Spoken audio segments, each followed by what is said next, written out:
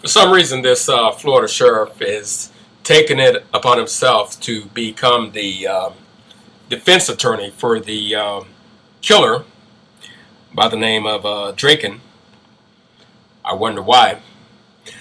And for some reason, even though he's not a lawyer, he wants to come across as though he is a lawyer or even understands the law when he clearly does not. And if he does understand it, he's clearly making a choice to not apply it the way it was intended lawfully. Florida Stand Your Ground Law, Chapter 776. We're going to go over what it actually states and why everything the sheriff is saying is categorically inaccurate. 776.012. Use or threatened use of force in defense of a person. Subsection 1 states, a person is justified in using or threatening to use force, except deadly force, which is what was used, against another when and to the extent that the person reasonably believes that such conduct is necessary to defend himself or another against the other's imminent use of unlawful force. A person who uses or threatens to use force in accordance with this subsection does not have a duty to retreat before using or threatening to use such force. Now let's talk about that for a minute, and then we're going to go to subsection 2, which is totally different.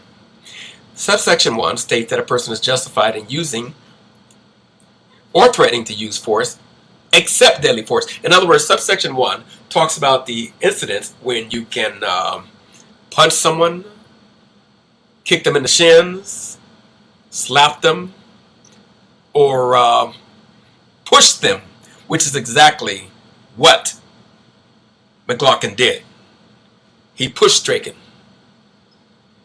That is force other than deadly force.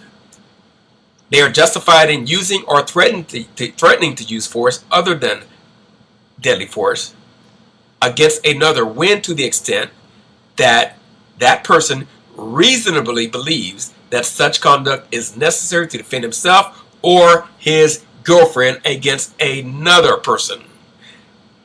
If you believe that the imminent use of the unlawful force by the other person is imminent, you are allowed under the Stand Your Ground law to do exactly what McGlocton did, which is push the other person away.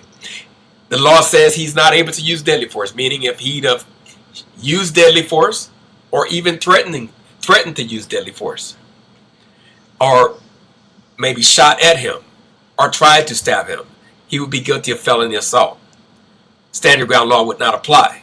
Why? Because he took it too far. Subsection 1 does not cover deadly force. It covers all force other than deadly force. So under the law, see, people are forgetting that the Florida Stand Your Ground statute applies to everyone. Now let's say that it does apply to Drejka.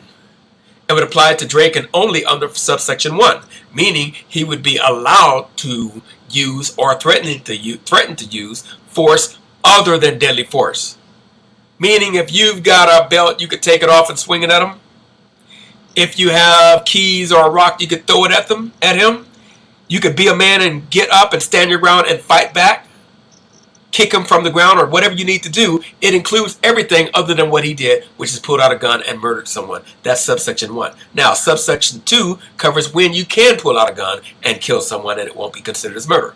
Let's read that. Subsection 2.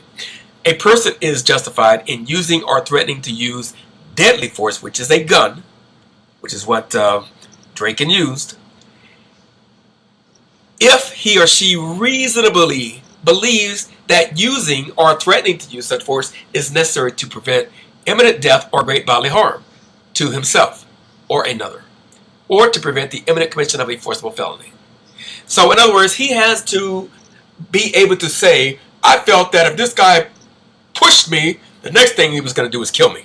I feared for my life. He was going to kill me or beat me to a pulp and cause great bodily harm, blind me permanently or cripple me. And I believe that because he pushed me.